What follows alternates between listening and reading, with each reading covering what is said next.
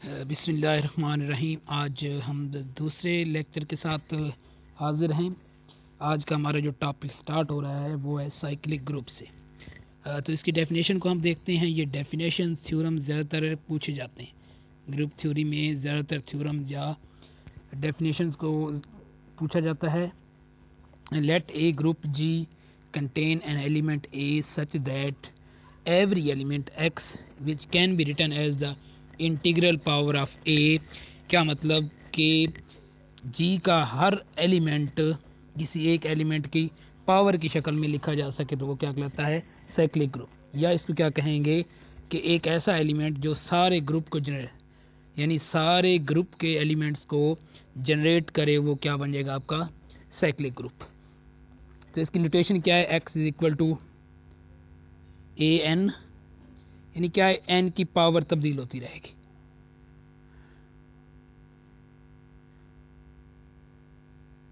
यानी N one पे कोई एक एलिमेंट आ जाएगा, एन टू पे ए एन की पावर टू पे कोई दूसरा एलिमेंट आ जाएगा। इसी तरह क्या हो जाएंगे, सारे एलिमेंट क्या हो जाएंगे, जनरेट हो जाएंगे। The G is called a cyclic group generated by A, और जिस एलिमेंट से वो क्या होगा, उसका जनरेटर कहलाएगा। और जिस एलिमेंट से वो सारा ग्रुप जनरेट हो रहा है उसे क्या कहेंगे हम, generator of group. And write A, तो इसको क्या लिखेंगे, ब्रैकेट की शक्ल में, या इसको इस तरह लिखा जाता है ए।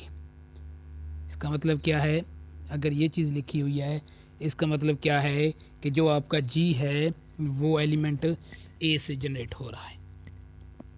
This mean G is a cyclic group generated by a, symbolically write this.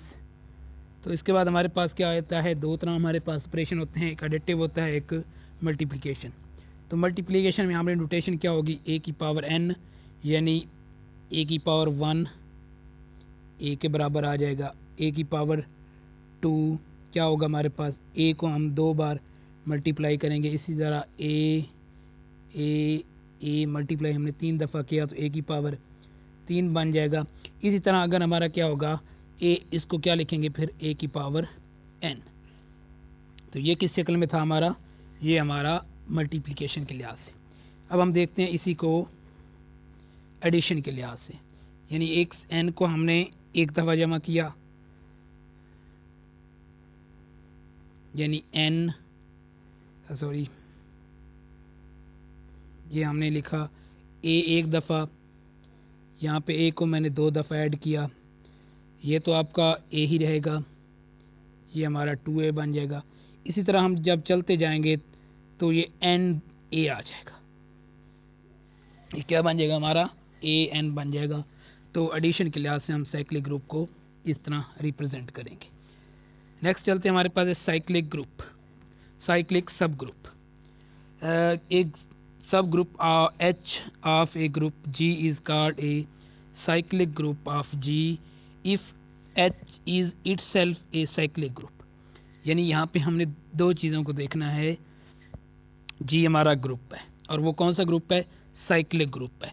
उसका जो सब ग्रुप होगा, अगर वो दोबारा साइक्लिक ग्रुप होगा तो हम क्या कहेंगे, साइक्लिक सब ग्रुप कहेंगे। यानी मतलब क्या है, हमारे पास जी ग्रुप है और एच इसका क्या है, सब ग्रुप है। जी को हम क्या कह देते हैं, साइक्लिक। अगर यहाँ पे कंडीशन आती है अगर की, अगर हमारा एच क्या होगा, साइक्लिक होगा, तो हम कहेंगे H is cyclic subgroup जी। इसका हमारे पास है theorem, every cyclic group is abelian. बहुत इंपॉर्टेंट थ्योरम है, but converse is not true. इसके जो एग्जांपल यहाँ पे दी हुई है, आर प्लस के लिहाज से, आर क्या है हमारे पास, अबेलियन ग्रुप है, मगर ये क्या है, साइक्लिक नहीं है। साइक्लिक क्यों नहीं है, एक वजह तो ये है कि इसका ऑर्डर क्या है, इन्फिनिटी है। इसका ऑर्डर क्या है, इन्फिनिटी है, तो इस वजह से ये क्या हो जाएगा, हमारे पास साइक्लिक ग्रुप नहीं होगा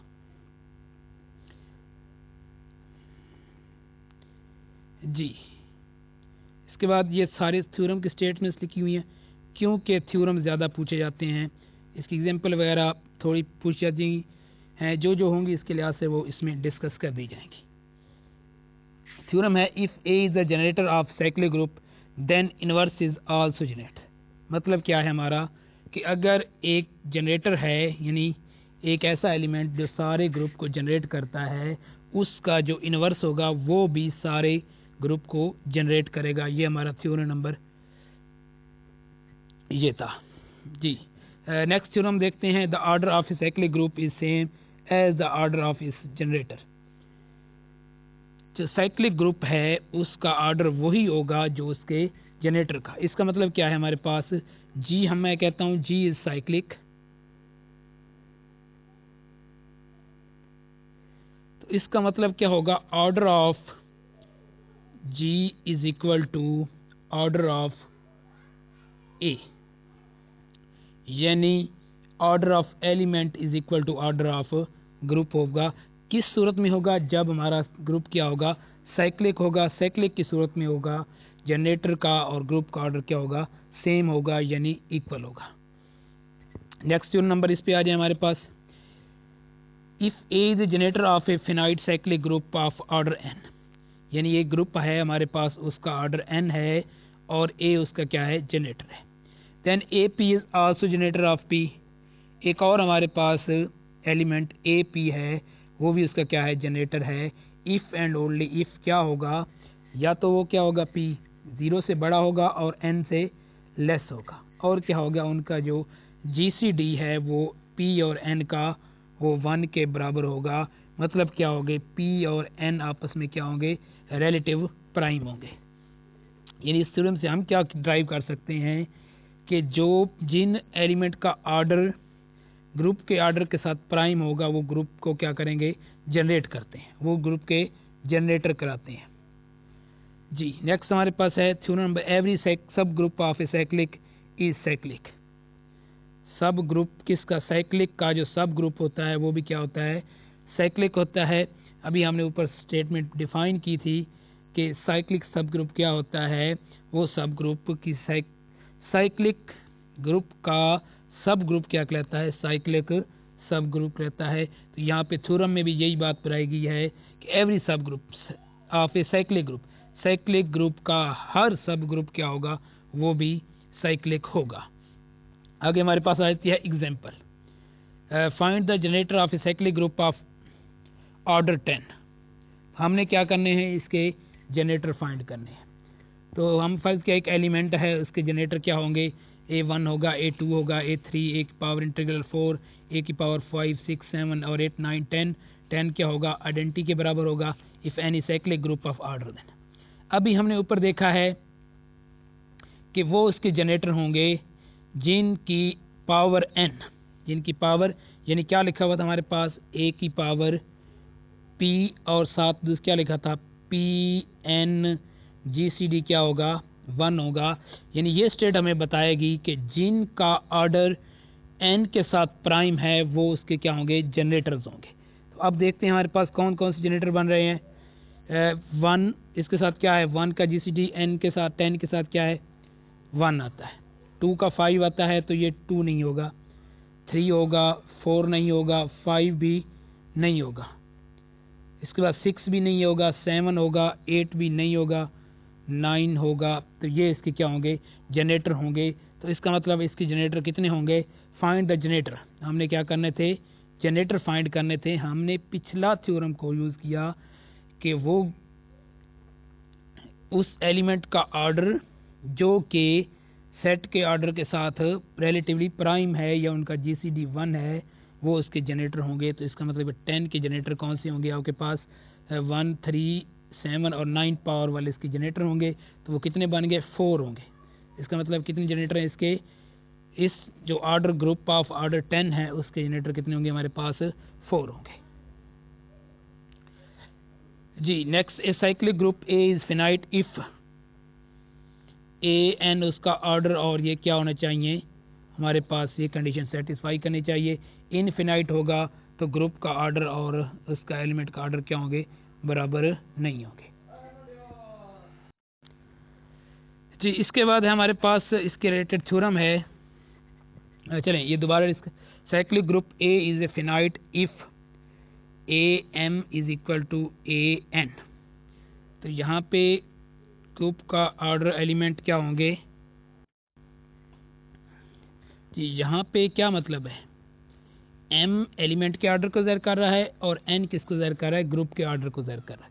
तो वही जो हमने पीछे बात रिप्रेजेंट की थी कि ग्रुप का ऑर्डर और साइक्लिक का जनरेटर का ऑर्डर वो क्या होते हैं, इक्वल होते हैं। अगर ये कंडीशन सेटिस्फाई नहीं करती तो वो क्या हो जाएंगे, हमारे पास इनफिनाइट सेट होगा। आगे दे है हमारे पास the group of nth root of unity, वो क्या होते हैं हमारे पास साइक्लिक जितने हमारे पास हैं, क्यूब रूट है, फोर्थ रूट है या nth रूट ऑफ यूनिटी है, वो क्या हमारे पास क्या होते हैं, साइक्लिक होते हैं। ये हमारे पास एक क्वेश्चन पास पेपर से है कि हमें दिया हुआ था x की पावर 4 प्लस 1 इज ग्रुप,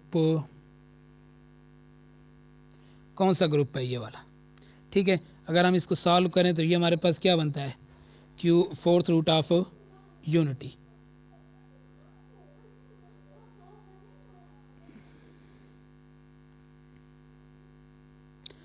तो ये हमारे पास फोर्थ रूट ऑफ यूनिटी है। तो अभी हमने थ्योरी ये क्या पढ़ा है, रिजल्ट जो भी हमारे पास nth रूट ऑफ यूनिटी होंगे वो क्या होंगे हमारे पास साइक्लिक। तो मतलब ये क्या होगा, हमारा साइक्लिक ग्रुप होगा। अब हमने सेट को खुद देखना है कौन सा सेट दिया गया है। तो मेन रिजल्ट क्या है कि nth रूट ऑफ यूनिटी क्या होते हैं, साइक्लिक ग्रुप होते हैं जी। नेक्स्ट हमारे पास थ्योरम है हमारा प्रोडक्ट के मुतल्लिक है, n m cross n Vn cyclic if उनका जो है मॉडुलस m और n का क्या हो, GCD 1 के बराबर हो। तो इसके मतलब हमारे पास पेपर में क्वेश्चन इस तरह आया है कि उसने कुछ ऑर्डर दे दिए थे हमारे पास, ये Z2 Z4 C2 Z6 Z3 Z4 Z3 cross Z6, ये 4 ऑप्शन थे और पूछा था कि इनमें से कौन सा साइक्लिक ग्रुप है। तो हमने क्या करना है, ये थ्योरम इस्तेमाल करना है जिनका GCD क्या होगा, m और n का, इनके मॉडुलस का वो 1 के बराबर होगा। ये 2 और 4 का GCD क्या होगा, 2 होगा, तो लिहाजा ये ऑप्शन हमारा रॉन्ग हुआ। 2 और 6 का क्या होगा, हमारे पास 2 होगा, ये आंसर रॉन्ग हुआ। 3 और 4 का GCD क्या होगा, हमारा 1 होगा। 3 एंड 6 का क्या होगा, हमारा 3 होगा। तो लिहाजा जो हमारे पास साइक्लिक ग्रुप होगा वो हमारे पास ये ग्रुप होगा, Z3 क्रॉस Z4 जी। हमारे पास आगे है जी कोसेट जी। नेक्स्ट थ्योरम है, every group of prime order is cyclic, हर वो ग्रुप जिसका ऑर्डर प्राइम होगा वो हमारे पास क्या होगा, साइक्लिक ग्रुप होगा जी। जी ये रिजल्ट्स वगैरह हमने, ये बहुत इंपॉर्टेंट है। आगे चलते हैं हम cosets. Let H be a subgroup of group G then an element A then A H, यानी H हमारा सब ग्रुप है G का और हमारे पास ये डिफाइन किया गया इस तरह इसको, AH यानी हम एक एलिमेंट A ले लें और उसे H के हर एलिमेंट से क्या करें, मल्टीप्लाई करने से जो हमें सेट हासिल होगा वो क्या कहलाएगा, हमारा कोसेट कहलाएगा। ये 2 टाइप्स के होते हैं हमारे पास, एक लेफ्ट होता है और एक राइट कोसेट। अगर हम लेफ्ट साइड से मल्टीप्लाई करेंगे तो वो लेफ्ट कोसेट कहलाएगा, अगर राइट साइड से मल्टीप्लाई करेंगे तो वो हमारा क्या होगा, राइट कोसेट होगा। Sometimes these cosets are residue class of modulo, subgroup भी कहलाता है residue classes of modulo a subgroup ji. Next since for a identity element EH is equal to, यानी अगर हम आइडेंटिटी एलिमेंट से multiply करें तो हमें पास वही H सब ग्रुप हासिल होगा। H is both left and right coset of H in G, also E is the therefore A is equal to AE and AE हमारे पास ये हमारे पास आ जाएगा EH से बिलोंग करता है। कोसेट्स आर नॉन एम्प्टी, क्योंकि हमारा स्टार्ट में हमने क्या देखा था कि जो हमारा ग्रुप है वो क्या है, हमारा नॉन एम्प्टी है। तो इससे जो हमारा सब ग्रुप बनेंगे, कोसेट्स बनेंगे, जो कुछ कम्प्लेक्स बनेंगे वो सब क्या होंगे, हमारे non empty. Clearly these cosets are non empty subset of G but are not necessary subgroup of G, लेकिन ये ज़रूरी नहीं है कि वो उसका सब ग्रुप हो या नहीं हो जी। तो अगर हमारे पास ये कंडीशन सेटिस्फाई कर दे, however if G is abelian, then क्या होगा, ये जस्ट अबिलियन के लिए। अगर अबिलियन नहीं है तो हमारा लेफ़्ट और राइट क्या होंगे, ये हमारी कंडीशन किसके लिए है, नॉन अबिलियन के लिए। अगर अबिलियन होंगे तो मतलब क्या है हमारा कि लेफ़्ट कोसेट और राइट कोसेट क्या होंगे, इक्वल होंगे। लेफ़्ट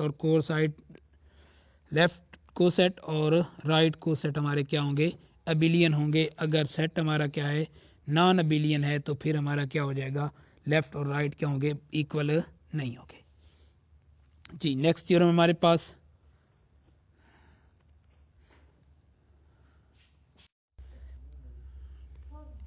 जी, थ्योरम हमारे पास है H for any two distant element A and B, the subgroup H of a group A is equal to H। तो यहाँ पे इसका करेक्शन ये हमारे पास लिया है, B inverse belong to H and AH is equal to BH। This implies that हमारे पास क्या होगा, AB का इनवर्स क्या करेगा, वो H से बिलोंग करेगा जी। इसका मतलब क्या है कि हमारे पास जो डिस्टेंट एलिमेंट लें of subgroup H, then और A हमारे पास ये कंडीशन सेटिस्फाई करेगी, यानी उनके क्या है, दोनों का जो लेफ़्ट कोसेट आपस में बराबर होंगे। इसका मतलब क्या होगा, इसका इन्वर्स क्या करेगा, P इन्वर्स क्या करेगा, H में कंटेन करेगा, और हमारे पास AH इसके, यानी यहाँ से मतलब क्या है कि दो मुख्तलिफ एलिमेंट के लेफ़्ट कोसेट बराबर हैं, तो इसका मतलब ये भी होगा उनके राइट कोसेट भी आपस में बराबर होंगे। और फिर इसका इफ़ एंड ओनली कंडीशन है, इसका मतलब क्या होगा, ए बी इनवर्स भी क्या करेगा। ये तो हमारे पास क्यों आ गया, ये कंडीशन तो हम डायरेक्ट कह सकते हैं, क्योंकि ये पहले क्या बता दिया गया, सब ग्रुप। तो ये सब ग्रुप की कंडीशन है। तो ये थ्योरम में अगर दो डिस्टेंट एलिमेंट लें ऑफ H के, उनके क्या हो, हमारे पास दोनों के लेफ़्ट कोसेट इक्वल हों, फिर क्या हो हमारे पास B इनवर्स A क्या हो हमारे पास, बिलोंग टू H, यानी B A belong to H। तो फिर हमारे पास कंडीशन क्या सेटिस्फाई होगी, हमारे पास इनके जो लेफ़्ट राइट कोसेट वो भी क्या होंगे, बराबर होंगे। तो फिर हमारा मतलब क्या होगा कि हमारे पास A इनवर्स B भी क्या हो जाएंगे हमारे पास इसके, यानी क्या मतलब कि ये अबिलियन वाली कंडीशन को सेटिस्फाई कर रहे हैं। यानी हमने पहले कहा था AH is equal to BH है, इफ़ एंड ओनली इफ़ कब ये होगा, जब हमारा B इनवर्स AH से बिलोंग करेगा। अब नेक्स्ट हमने कह दिया इसी चीज़ को कि हमने HA, ये हमारे पास किसके लिए, हमने लेफ़्ट के लिए, ये हमने राइट के लिए कंडीशन लिख दी, इफ़ एंड ओनली इफ़। और यहाँ पे भी क्या हो जाएगी, ऑर्डर तो यहाँ के ये लेफ़्ट में थे और ये किस में चले गए, राइट में। तो यहाँ पे भी लेफ़्ट एंड राइट तब्दील हो जाएंगे हमारे पास,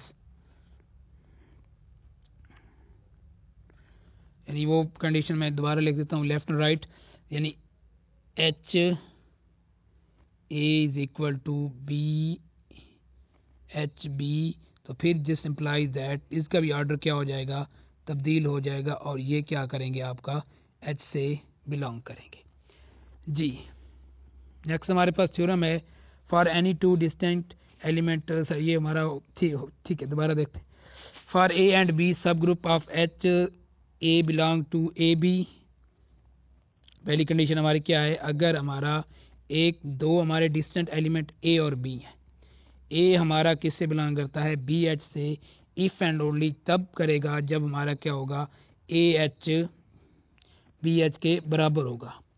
और हमारा क्या हो जाएगा, तो ये हमारा क्या लेफ्ट के लिहाज से हो जाएंगे, यानी दो डिस्टेंट एलिमेंट हैं ए उस वक्त, यानी ए आपका बी एच से बिलोंग करेगा, कब बिलोंग करेगा, जब क्या होंगे ए एच यानी लेफ्ट साइड लेफ्ट को सेट राइट को सेट के क्या हो जाएगा, बराबर हो जाएगा। इसी तरह हमारा क्या होगा, अगर ए बिलोंग करता है हमारा एच राइट को सेट से, इसका मतलब क्या होगा, हमारे पास H a b is equal to H b यानी लेफ्ट को सेट के इक्वल होगा। तो ये हमारा क्या थ्योरम बता रहा है, अगर एक एलिमेंट दूसरे में कंटेन करता है तो इसका मतलब क्या होगा कि वो दोनों क्या हैं, उनके लेफ्ट या राइट क्या हो जाएंगे, इसके बराबर हो जाएंगे। जी नेक्स्ट थ्योरम है हमारे पास, फॉर एनी सब ग्रुप एच ऑफ ए सब ग्रुप एनी टू लेफ्ट और right cosets of H R either identical और डिस्टेंट। क्या बता रहा है कि या तो उसके क्या हो जाएंगे, फॉर सब ग्रुप के क्या हो जाएंगे, कोई से दो लेफ्ट या दो राइट कोसेट आपस में क्या होंगे, बराबर होंगे, या क्या होंगे, आपस में डिफरेंट होंगे। यानी मतलब क्या, हमारे पास दो हम एच हमारे पास एक सब ग्रुप है, ए और बी हमने क्या ले लिए, दो एलिमेंट ले लिए। इसके लिए दो कंडीशन बन सकती है हमारे, a H is equal to b H, ये मैं लेफ्ट के लिए लिख रहा हूँ, या दूसरी कंडीशन क्या बन जाएगी, a H not equal to b H. तो मतलब क्या है, या तो वो आइडेंटिकल होंगे या क्या होंगे, वो डिफरेंट होंगे।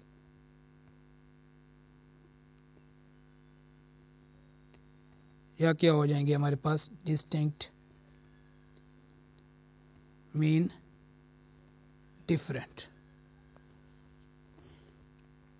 आगे हमारे पास है सेट डीकम्पोजिशन, एवरी कोसेट इन ना इज नॉन एम्प्टी। हमारा पहला रिजल्ट क्या है हमारा, कि हमारा हर को जिस तरह हम चले हैं ग्रुप से ग्रुप हमारा नॉन एम्प्टी था, इस तरह सब ग्रुप हमारा क्या होगा, नॉन एम्प्टी होगा। साइक्लिक ग्रुप क्या होगा, हमारा नॉन एम्प्टी होगा, और हमारा कोसेट भी क्या है, हमारा नॉन एम्प्टी होगा। एनी टू लेफ्ट और right coset of subgroup in are either distant or identical, यह भी हमने तुरंत देता है, या तो वो क्या हो सकते हैं, बराबर हो सकते हैं, या क्या हो सकते हैं, मुख्तलिफ हो सकते हैं। नेक्स्ट हमारे पास union of or left right in G is equal to G, यानी तमाम लेफ्ट की अगर यूनियन लें, या यानी क्या मतलब, a H union b H union c H equal to G होता है। या हम क्या ले लें इसी को राइट के लिहाज से, H a union H b union H c is equal to G, यानी तमाम लेफ्ट और तमाम राइट्स की यूनियन क्या होती है, उस सेट के बराबर होती है। तो इसने फिर क्या कर दिया, इसने इसकी डीकम्पोजिशन कर दी। Hence the set of all left और right set of G make a partition of G into distinct cycles में क्या करते हैं, इसको डिस्टाइंट साइकिल्स में इसको तब्दील कर देते हैं, इसकी पार्टीशन बना देते हैं। दस this is called the coset decomposition of group. Decomposition के हम क्या कहेंगे, लेफ्ट और राइट सेट क्या करते हैं, सेट को पार्टीशन में तकसीम कर देते हैं, डिस्टेंट क्लासेस में, डिस्टेंट क्लासेस की पार्टीशन में तकसीम कर देते हैं, वो क्या कहलाता है, कोसेट डीकम्पोजिशन। मैं दोबारा रिपीट कर रहा हूँ, लेफ्ट तमाम लेफ्ट या तमाम राइट को सेट किसी भी ग्रुप के क्या करते हैं, ग्रुप की पार्टीशन कर देते हैं, और वो की जो क्लासेस होती हैं वो क्या होती हैं, डिस्जॉइंट यानी डिफरेंट होती हैं। नेक्स्ट हमारे पास है index of a subgroup in a group. If H is a subgroup of group G, then the number of distinct left और राइट, यानी लेफ्ट और राइट को set of H in G is called index of H and in G and denoted by G dash H, या इसको क्या लिखेंगे I G into H यानी index of G। मतलब क्या है कि किसी भी ग्रुप के सब ग्रुप के तमाम लेफ्ट और राइट को सेट्स की तादाद को उसका इंडेक्स कहते हैं, इंडेक्स ऑफ ए सब ग्रुप। तो जो हमारा को सेट होता है वो किस पे बनता है, डिफाइन करते हैं, वो हम सब ग्रुप पे डिफाइन करते हैं। तो सब ग्रुप के लिहाज से जितने भी उसके को सेट्स बनेंगे उसको क्या कहते हैं हम, index of subgroup. Ji next हमारे पास है Lagrange theorem. The order of each subgroup of a finite group is a divisor of the order of group. जो भी सब ग्रुप होगा किसी फिनाइट का वो क्या करेगा, उसके ऑर्डर को क्या करता है, डिवाइज करता है। जी लैग्रेंज थ्योरम में क्या बता रहा है कि किसी ग्रुप का जो ऑर्डर होता है उसे सब ग्रुप का ऑर्डर डिवाइड करता है, यानी order of group divided by order of सब ग्रुप। ये हमारा क्या है, लैग्रेंज थ्योरम है। तो ये हमारे पास कंडीशन लिखी है Lagrange theorem satisfy that the order of subgroup divide the order of finite subgroup. जी अभी यहाँ से हमने डिस्कस किया था साइक्लिक ग्रुप को। तो दो हमारे पास क्वेश्चन है जो कि पास्ट पेपर में पूछे गए हैं। एक क्वेश्चन हमारे पास है, let G be a group of order 24 generator of a then and the of a 10। क्या चीज़ बताएगी हमें पास, हमें बताया गया है कि order of G is equal to 24 और आपने क्या करना है, ऑर्डर ऑफ ए के फाइंड करना है, जबकि और सॉरी ये मेरे पास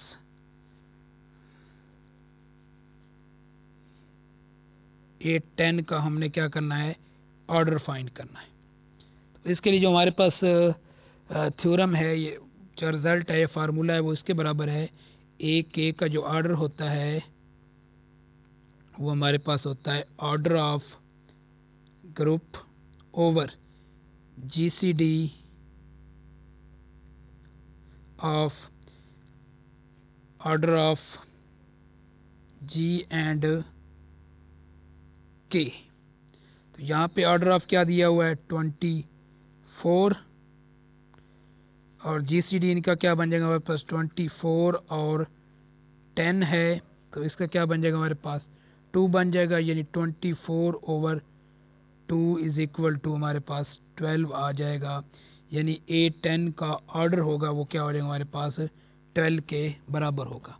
तो ये क्वेश्चन हमारा था पास पेपर से, क्या है कि हमें ऑर्डर ऑफ ग्रुप दिया हुआ है वो 24 है और साथ बताया गया है कि आपने एक इंटीग्रल पावर 10 का ऑर्डर मालूम करना है। तो इसके लिए हमारे पास जो शॉर्ट फार्मूला है वो हमारे पास क्या है, order of group divided by the GCD of order of G and K। तो इस तरह हम इसको सॉल्व कर लेंगे।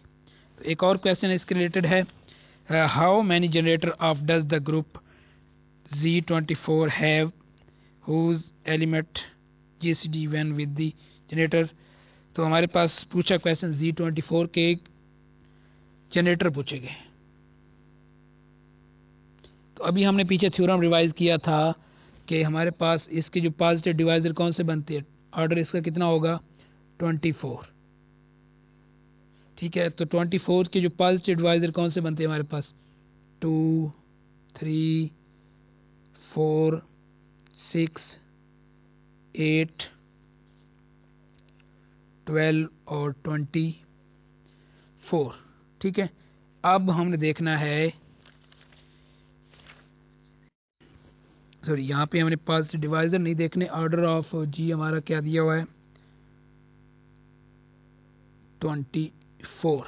अब ऑर्डर हमारे पास 24 है, तो ये Z24 है, तो इसके अंदर कौन से एलिमेंट आ गए हमारे पास, 0,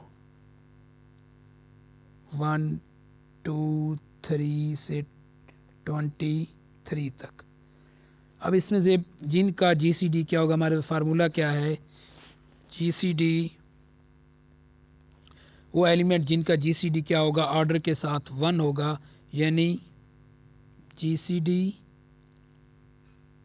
24, और यहाँ पे लिखता हूँ ऑर्डर ऑफ ए क्या मतलब इसका, एलिमेंट किसके बराबर होगा, 1 के बराबर होगा, वो इसके क्या बन जाएंगे, जनरेटर बन जाएंगे। अब यहाँ पे देखते हैं, एक हमारे पास 1 आ जाएगा, इसके बाद 2 भी नहीं आएगा, 3 4 भी नहीं आएगा, 5 के बाद हमारे पास 6 नहीं आएगा, 7 आ जाएगा, 8 भी नहीं आएगा, 9 के साथ इसका जीसीडी 3 होता है, 10 भी नहीं आएगा, इसके बाद हमारे पास क्या आ जाएगा, 11 आ जाएगा, इसके बाद हमारे पास क्या आ जाएगा, 13, इसके बाद हमारा 14 भी नहीं आएगा, 15 भी नहीं आएगा, 16 भी नहीं आएगा, 17, 19, ये हमारे क्या हो जाएंगे इसके 23, सॉरी 1 2 3 4 5 6 7 8, इसका जो हमारे पास जनरेटर होंगे वो कितने होंगे, हमारे पास 8 होंगे जी। दोबारा हम वापस अपने असल पॉइंट की तरफ आते हैं। इंडेक्स हमारा डिफाइन हो गया था। इंडेक्स क्या है, नंबर ऑफ डिस्टेंस लेफ्ट और right cosets is called index of a subgroup. Lagrange theorem को हमने डिस्कस कर लिया था। नेक्स्ट हमारे पेज नंबर 5 पे थ्योरम हमारे पास, the order of an element of a finite group divide the order of group क्या करता है। पीछे हमने क्या पढ़ा लाग्रेंज थ्योरम में कि सब ग्रुप का जो ऑर्डर होता है वह ग्रुप के ऑर्डर को डिवाइड करता है। इसी तरह क्या है, जो एलिमेंट का ऑर्डर होता है वो भी ग्रुप के ऑर्डर को क्या करता है, डिवाइड करता है। तो हमारे पास थ्योरम है next, G is equal to finite group and a belong to a.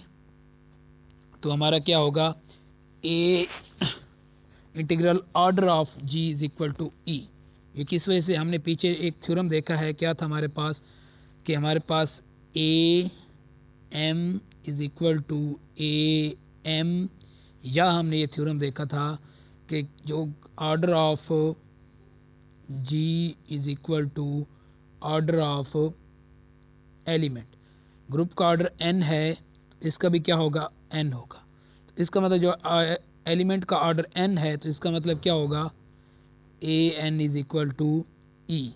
तो फिर हम इसको क्या लिख सकते हैं, हम ए की power order of G is equal to e. तो ये हमारा क्या था, थ्योरम है। कहाँ से हमने जनरेट किया, हमने यहाँ इस ये बात क्लियर कर रहा है कि ग्रुप का जो ऑर्डर और एलिमेंट का जो ऑर्डर होता है वो इक्वल होता है। फॉर्मेट थ्योरम है, if p is prime number and a is an integer then a p is equal to a for mod p।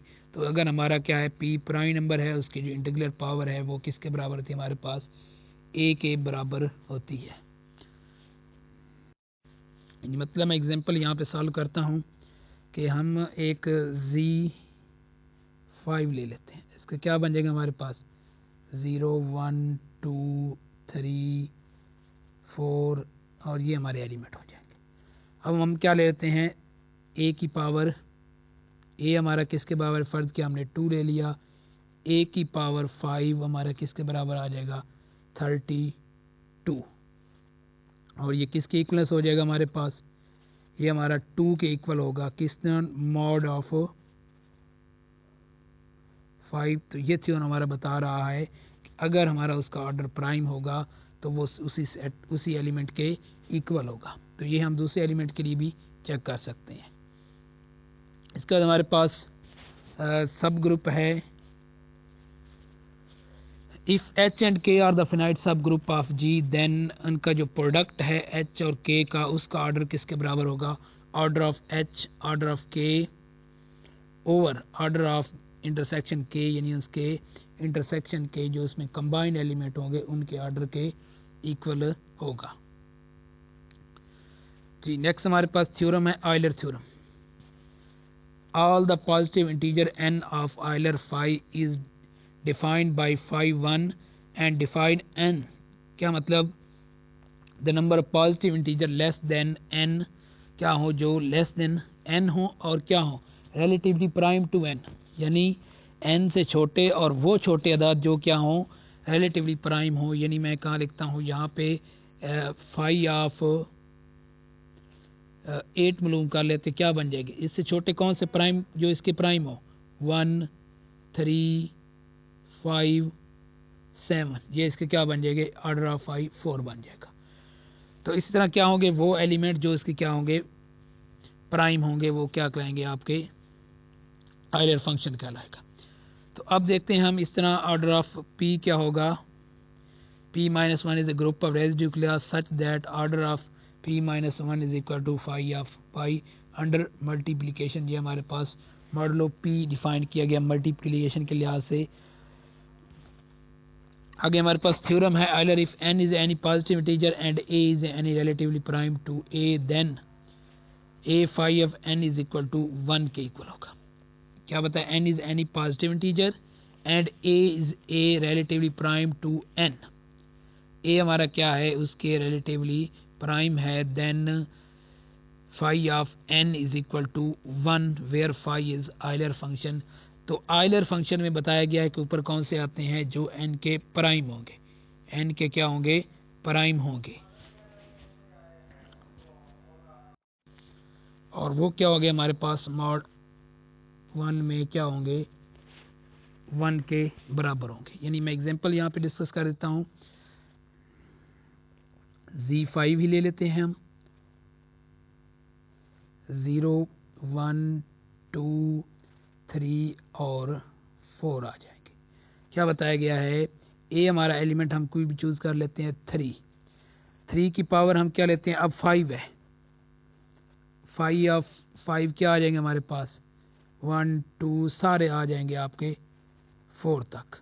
मैं कोई भी इसके एलिमेंट का ऑर्डर ले लेता हूँ, 4 ले लेता हूँ, सॉरी 2 ले लें, ये क्या बनता हमारा 9 के इक्वल बनता, ठीक है। तो 9 के इक्वल, तो ये हमारा क्या बन जाएगा 4 के इक्वल आ जाएगा। सॉरी यहाँ पे ये कंडीशन यहाँ पे वेयर इज द, अच्छा मॉड n के इज इक्वल हमारे पास क्या आ जाएगी, सॉरी यहाँ पे हमने ये करना है, ये हमने लिखा था 2 की पावर, सॉरी 3 की पावर 2 इज इक्वल टू 9, और ये हमारा इक्वलेंस किसके बनेगा 1 के, किसके मॉड के, हमारे पास मॉड ऑफ 2, यानी ये हमारे पास एग्जांपल सॉल्व होती है। ये वही चीज़ बताई गई है कि हमारे पास n क्या है पॉजिटिव नंबर है और इंटीजर a से क्या है रिलेटिवली प्राइम है, यानी a और उसकी पावर क्या है आपस में रिलेटिव प्राइम है, तो वो क्या हो जाएंगे 1 के इक्वल आ जाएंगे। हमारे पास आ गया है normal subgroup, let G be any group then subgroup n of G is called normal subgroup, या क्या कहें इनवेरिएंट सब ग्रुप करेगा या सेल्फ कॉन्जुगेट ग्रुप। ये तीनों क्या है इस एक डेफिनेशन है, subgroup, invariant subgroup और self conjugate.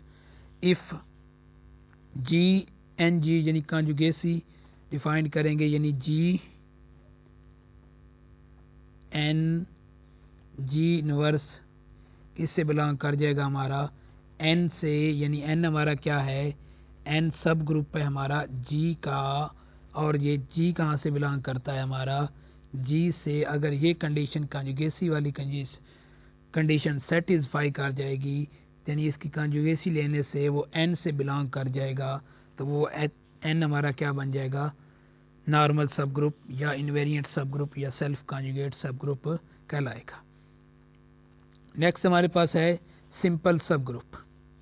A group G is called simple if it has only improper subgroup normal subgroups namely e and G. यहाँ पे क्या बताया गया है, जिस तरह हमारे पास एक सेट होता है, सेट के दो किस्म के प्रॉपर, एक होता है प्रॉपर सब ग्रुप और दूसरी हमारी क्या होती है इम्प्रॉपर।